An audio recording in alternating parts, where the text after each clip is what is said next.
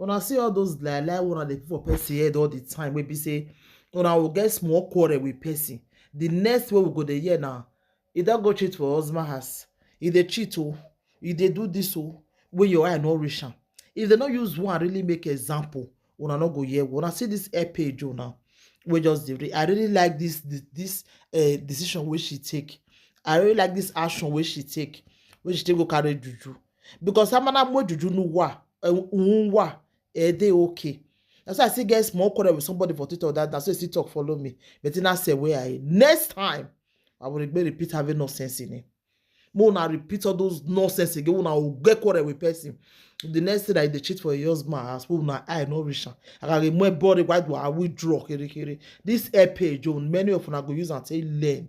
Many of una go use and I see say the other one don't even they apologize. Now I don't apologize na because of a quarrel and I make it okay, you know.